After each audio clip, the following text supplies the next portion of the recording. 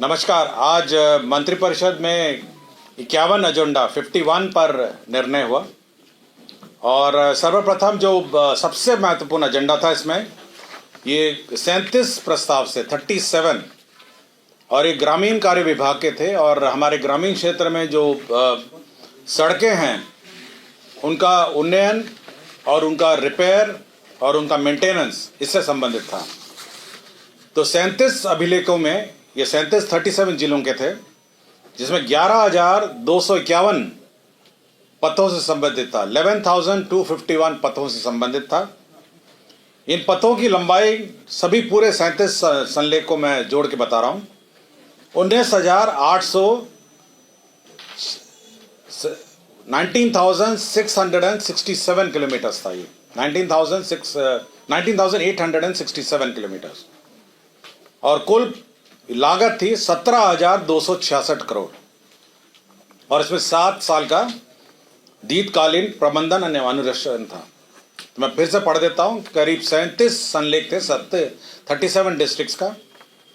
इसमें पथों की संख्या थी 11,251 और लंबाई थी 19,867 और पथों की कुल लागत थी 17,266 करोड़ और 7 साल इसमें दीर्घकालीन प्रबंधन था। तो 37 जिले में एक जिला इसमें नहीं था और एक जिला इसलिए नहीं था कि एक जिला खगड़िया जिला जो था इसमें पूर्व से ही स्वीकृत था, जिसमें 170 रोड्स उसके थे, 202 करोड़ उसका लंबाई था और उसका कॉस्ट था 156। सो 38 जिलों का जो फाइनल टोटल 38 जिले का फाइनल टोटल हो गया 11,421 11,421 इसमें पथ थे। मैं टोटल 38 जिलों का बता रहा हूं। इसमें कुल लंबाई था 20,069 किलोमीटर्स और कुल राशि इसकी थी 17,422 करोड़ 17,422 करोड़। तो ये पूरे 51 एजेंडे में 37 एजेंडा यही था। तो 37 डिस्ट्रिक्ट्स, एक डिस्ट्रिक्ट पहले ही हो गया खगड़िया और 11,421 रोड्स थे। लंबाई 20,069 किलोमीटर्स और 17,422 किलोमीटर। तो आपका कुल 37 एजेंडा तो ऐसे ही मैंने आपको एक्सप्लेन कर दिया। ये योजना का नाम है मुख्यमंत्री ग्रामीण सड़क उन्नयन योजना। ये सारी योजनाएं इसके अंतर्गत थी। मुख्यमंत्री ग्रामीण सड़क उन्नयन योजना के तहत ग्रामीण सड़क सुदृढ़ीकरण एवं प्रबंधन कार्यक्रम।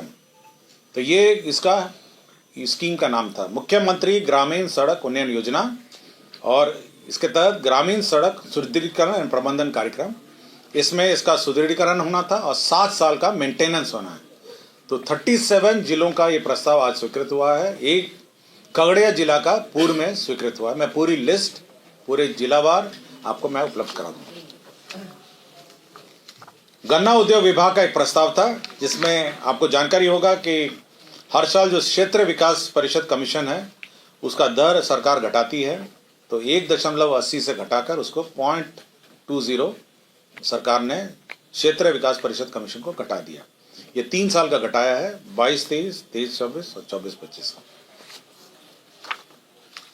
उद्योग विभाग का प्रस्ताव था औद्योगिक प्रोत्साहन नीति 2006 से आच्छादित इकाइयों को SGST की प्रतिपूर्ति की स्वीकृति। जो 2006 के इकाई थे, जब पॉलिसी बनी थी उस वक्त वैट था, तो अब उसके इकाइयों को SGST की प्रतिपूर्ति की भी स्वीकृति दी गई।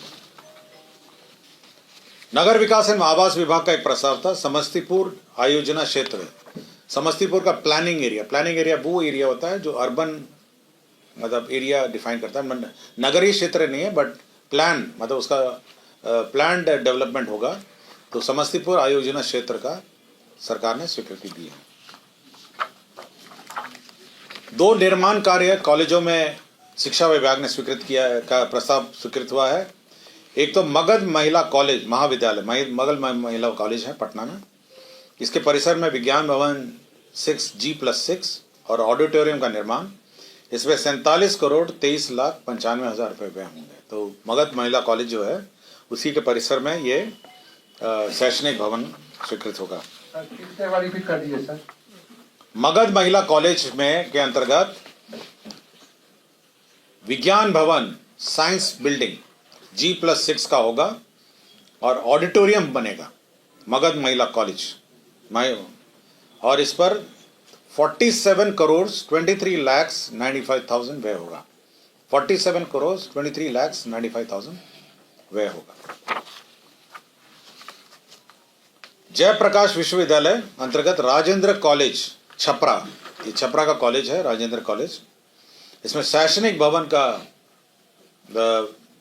विज्ञान जो साइंस बिल्डिंग है G+4, कला संकाय G+4, सभागार फर्नीचर एवं फिक्सर सहित G+1, 4 दीवारी 600 मीटर, 61 करोड़ 42 लाख 83,000 इस पर व्यय होगा। 61 करोड़ 42 लाख 83,604 रुपये। तो ये बिल्डिंग बनेगी जयप्रकाश विश्वविद्यालय अंतर्गत राजेंद्र कॉलेज छपरा। शिक्षा विभाग के प्रस्ताव था जो मुख्यमंत्री बालिका बालक पोशाक योजना है, शताब्दी मुख्यमंत्री बालिका पोशाक योजना है, इसके अंतर्गत जो शैक्षणिक सत्र अगला सत्र जो है यूनिफॉर्म की राशि सत्र के सबसे पहले मिल जाएगी। होता ये था कि बच्चे जो है ये यूनिफॉर्म की राशि सत्र के अंत में मिलती थी और बच्चों को ये कारण मिल जाता था कि मेरे पास यूनिफॉर्म के पैसे नहीं है। इसलिए इस बार सरकार ने यह निर्णय लिया है कि सत्र शुरू होते ही यूनिफॉर्म के पैसे मिलेंगे, बच्चे यूनिफॉर्म सिलाएंगे और पूरा सत्र यूनिफॉर्म में रहेंगे। और अटेंडेंस का जो गाइडलाइन होगा पिछले साल का जो अटेंडेंस है उसके हिसाब से हम लोग दे देंगे। और जो क्लास 1 वाले जो नए बच्चे हैं उनको सभी को इर्रेस्पेक्टिव अटेंडेंस हम लोग दे देंगे। तो इससे ये होगा कि स्कूलों में साल भर बच्चे अटेंडेंस यूनिफॉर्म में रहेंगे। अन्यथा ये देखा गया है कि बच्चे बिना यूनिफॉर्म के रहते हैं और साल के अंत में यूनिफॉर्म का पैसा देने का कोई लाभ नहीं होता। पशु एवं मत्स्य संसाधन विभाग का वित्तीय वर्ष 2024-25 से 2027-28 में जो 4th कृषि रोड मैप है उसमें जूनोटिक रोगजनकों के अध्ययन, एंटी माइक्रोबियल प्रतिरोध की निगरानी तथा विष एवं अवशेष विश्लेषण, ये तो बिहार पशु विज्ञान विश्वविद्यालय में वन हेल्थ प्लेटफॉर्म बनाने के लिए 26 करोड़ 55 लाख 66,000 रुपये की स्वीकृति दी गई। केंद्र प्रायोजित योजना है नगर विकास का अटल नवीकरण शहरी परिवर्तन मिशन अमृत 2.0। इसके अंतर्गत बेतिया जल आपूर्ति योजना के अंतर्गत 68 करोड़ 78 लाख 16,000 रुपये की प्रशासनिक स्वीकृति दी गई। इंडस्ट्रीज डिपार्टमेंट का प्रस्ताव था प्रधानमंत्री सूक्ष्म खाद्य उद्यम उन्नयन योजना। इसके अंतर्गत 2025-26 तक होने के फलस्वरूप वित्तीय वर्ष 2025-26 के अंतर्गत उस उक्त योजना कार्यान्वयन हेतु अनुमानित व्यय 295 करोड़ 44 लाख रुपए मात्र की योजना स्वीकृत की गई। मद्य निषेध एवं उत्पाद एवं निबंधन विभाग में सोनबरसा अंचल सहरसा में स्थायी रूप से नया अवर निबंधक कार्यालय खोला जाएगा, सब रजिस्ट्री ऑफिस खोला जाएगा सोनबरसा अंचल सहरसा में। सामान्य प्रशासन विभाग का था बिहार उच्च न्यायालय के भूतपूर्व मुख्य न्यायाधीशों एवं भूतपूर्व न्यायाधीशों की घरेलू सहायता संशोधन नियमावली 2025 की स्वीकृति। तो जो रिटायर्ड होते हैं मुख्य न्यायाधीश और भूतपूर्व न्यायाधीश उनको घरेलू असिस्टेंस स्वीकृति दी गई।